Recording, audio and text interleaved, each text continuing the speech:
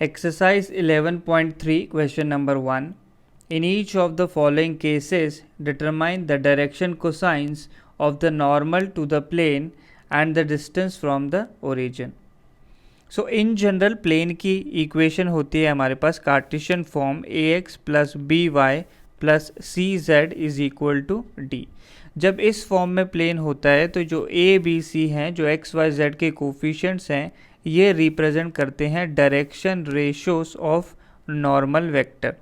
इस प्लेन के नॉर्मल के डी आर्स होते हैं.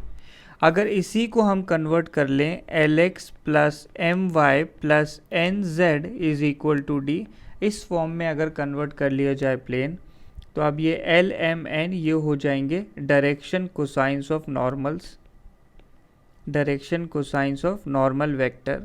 और जब भी डी सी इस कोफिशिएंट में है तो जो राइट हैंड साइड में कांस्टेंट डी होता है ये रिप्रेजेंट करने लगता है डिस्टेंस फ्रॉम ओरिजिन को. सो हमें जनरली डी आर्स वाली फॉर्म गिवन रहती है तो हम इसे डी सी वाली फॉर्म में कन्वर्ट करेंगे, फिर राइट हैंड साइड में जो कांस्टेंट बनेगा वो डिस्टेंस फ्रॉम ओरिजिन हो जाएगा. सो फर्स्ट प्लेन हमें गिवन है z इज इक्वल टू 2. तो z इज इक्वल टू 2 को हम कंसिडर कर सकते हैं, ये हो गया 0x plus 0y plus z is equal to 2. तो यहाँ से डी आर्स ऑफ नॉर्मल मिल जाएंगे, D Rs of normal vector, तो 0 0 एंड 1. तो दोनों x और y के कोफिशिएंट 0 हैं तो जो डी आर की वैल्यू है वही हमारे पास डी सी की वैल्यू आ जाती है. जनरली डी सी का फॉर्मूला होता है हमारे पास कि ऊपर डी आर लिखना है डिवाइडेड बाय रूट ऑफ तीनों डी आर का स्क्वायर करेंगे, तो 0 square plus 0 square plus 1 square. तो क्लियरली नीचे यहाँ पे डिनोमिनेटर में 1 आ गया है, इसका मतलब डी सीज भी क्या हो जाएंगे, D Cs of normal vector इस केस में 0 0 1 ही रहने वाले हैं. तो डी सी मिल गए हैं हमें, यानी जो राइट हैंड साइड पे जो कांस्टेंट है वो डिस्टेंस फ्रॉम ओरिजिन होगा. तो यहाँ पे इस फर्स्ट पार्ट के लिए हम बोल सकते हैं distance from origin is equal to 2. Plane का distance from origin is equal to 2. Next second part पे आते हैं, तो वो गिवन है x plus y plus z is equal to 1. तो इस केस में सबसे पहले हम डायरेक्शन रेशियो निकालते हैं, तो ये एक्स वाई जेड के कोफिशिएंट हो जाएंगे, तो ये वैल्यू आ गई डायरेक्टली 1 1 एंड 1, तीनों कोफिशिएंट्स 1 है.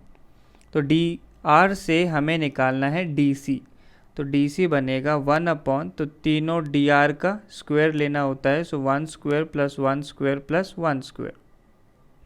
तो ऐसे ही तीनों डी सीज की वैल्यू सेम ही आ जाएगी, डिनोमिनेटर में 1 square plus 1 square plus 1 square का रूट ही आने वाला है.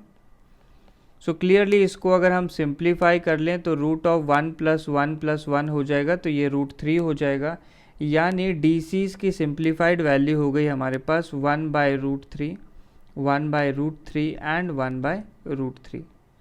सो क्लियरली जो हमारे पास जनरल इक्वेशन है डी आर के फॉर्म में प्लेन की, इसको अगर मैं रूट 3 से डिवाइड कर दूँ, सो रूट 3 से डिवाइड करने पे प्लेन की इक्वेशन हो जाएगी x by root 3 plus Y by root 3 plus z by root 3 is equal to 1 था, तो राइट में भी हो गया 1 बाय रूट 3. तो अब जो x y z के कोफिशिएंट्स हैं वो डायरेक्शन कोसाइंस है, तो जो राइट में कांस्टेंट है ये हो जाएगा हमारे पास distance of plane from origin, distance of plane from origin, तो ये वैल्यू आ गई 1 बाय रूट 3. नेक्स्ट, तो ये हमारा सेकेंड पार्ट हो गया. थर्ड पार्ट है 2x plus 3y minus Z is equal to 5. So third part या सी पार्ट, तो ये हो गया 2x plus 3y minus Z is equal to 5. तो सबसे पहले हम D Rs of normal vector निकालेंगे, तो ये हो जाएंगे 2 3 एंड माइनस 1, 2 3 एंड माइनस 1. तो डी आर से डी सी बनाने के लिए हमें डिवाइड करना होगा root of 2 square plus 3 square plus minus 1 के स्क्वायर से, तो ये वैल्यू हो गई root of 4 plus 9 13 plus 1 is 14. So ये वैल्यू आ गई रूट 14. तो डी आर से अब हम डी सी इसको डायरेक्टली निकाल सकते हैं, तो ये बन जाएंगे 2 अपॉन रूट 14 नेक्स्ट 3/√14 और लास्ट वाला हो जाएगा -1/√14। तो ये DC इसकी वैल्यू मिल गई। सो जो इक्वेशन गिवन है प्लेन की, इसमें हमें DCs बनाने के लिए √14 से पूरी इक्वेशन को डिवाइड करना होगा। सो √14 से डिवाइड करके ये बन गई 2x/√14। नेक्स्ट दूसरा हो जाएगा 3y/√14 और तीसरे वैल्यू बन जाएगी -z/√14। तो इससे राइट में भी √14 से डिवाइड होगा तो ये 5/√14 वैल्यू बन जाएगी और यही आ जाएगा हमारे पास distance of plane from origin. Distance of plane from origin. So ये C पार्ट का आंसर आ गया है। Next D part, plane given है 5y + 8 = 0। तो यहाँ से हमें DRs की वैल्यू चाहिए। सबसे पहले DRs ऑफ नॉर्मल वेक्टर। तो DRs of normal vector x और z के कोफिशिएंट जो है 0 है, तो 0 आ जाएगा, y के लिए 5 और z के लिए 0। तो ये DRs की वैल्यू आ गई।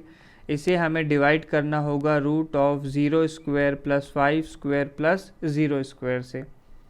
सो ये 5² हो गया 25, √25 = 5। तो DCs की वैल्यू मिल जाएगी 5 से डिवाइड करने पे। तो DCs ऑफ नॉर्मल वेक्टर हो जाएंगे 0, 1 एंड 0। 5 से डिवाइड कर दिया। सो हमें DCs बनाने हैं कोफिशिएंट्स में, तो इस पूरी इक्वेशन को हमें डिवाइड करना होगा 5 से। तो 5 से डिवाइड करने पे पहला 5y हो जाएगा 1, नेक्स्ट 8 बन जाएगा 8/5 = 0। सो यहाँ से हमारे पास जो वैल्यू है, तो क्लियरली y की वैल्यू हमारे पास आ जाएगी -8/5। तो यही हो जाएगा distance from origin. Negative sign लगाए तो ऑब्वियसली डिस्टेंस नेगेटिव नहीं हो सकता, तो हम लोग इसे पॉजिटिव ले लेंगे।